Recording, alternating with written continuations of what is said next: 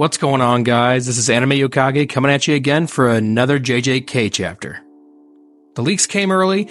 We didn't suspect so because the holiday season, but they came out anyways, so we're going to go ahead and enjoy. Alright, the chapter starts out with Sukuna assessing Higuruma more than the sword. What caught Sukuna's eye is Higuruma's suspension and aura. Sukuna praises him for being able to use curse technique at this level so early on. We see Sukuna begin to enchant with his lower arms. And he says, "You're Higuruma Hiromi, correct?" At that moment, we see that Yuji actually manages to catch up to both of them as the building starts to collapse. Higuruma in full flow goes for the first strike against Sukuna. But Sukuna completely ignores him and goes straight for Yuji, who's now joining the fray. Yuji at this point has become a complete annoyance to Sukuna and not even a threat in his eyes. He sends out a net-type slash at Yuji's abdomen. Then Sukuna tells Yuji, "When will you ever understand? You are truly boring. There's nothing interesting about you." God, Sukuna is absolutely brutal against Yuji. Even acknowledging that they've gotten stronger, he just doesn't care whatsoever. And at this point, no one knows Yuji better than Sukuna. Sharing the same body will do that to you. Higuruma then begins a barrage of slashes against Sukuna, but every single one Sukuna is able to evade with no issue whatsoever. As you can see in the panel, Sukuna is leaving almost like an after-image effect after each one of the slashes. Which honestly, I'm impressed by Higuruma being able to slash that fast. Like I mentioned in my other videos, he's only been a sorcerer for about 2 months now.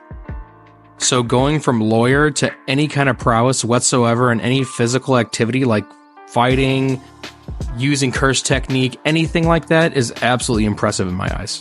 Sukuna then goes on the offensive and Higuruma tries to block, but try as he may, Sukuna makes easy work of him. Sukuna then again begins to chant and sends a dismantle towards Higuruma.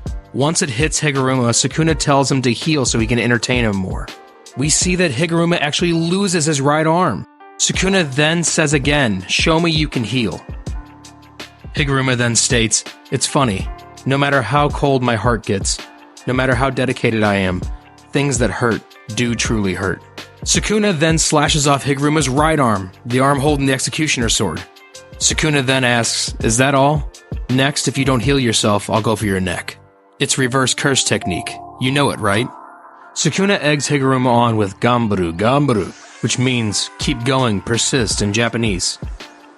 If you can't fix it, you're going to die.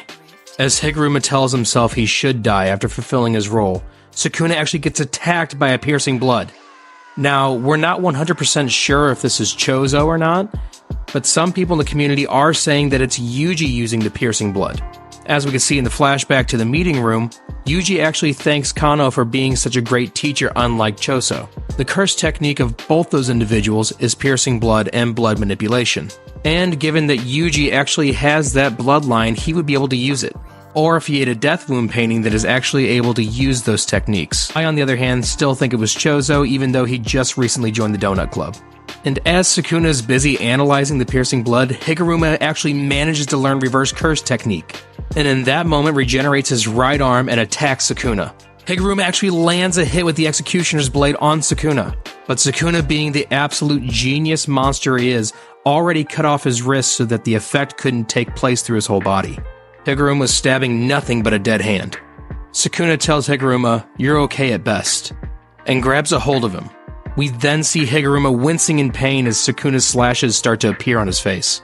Higuruma then starts to think back and reflect, and with the last of his strength, actually manages to pass the remnants of the blade onto Yuji.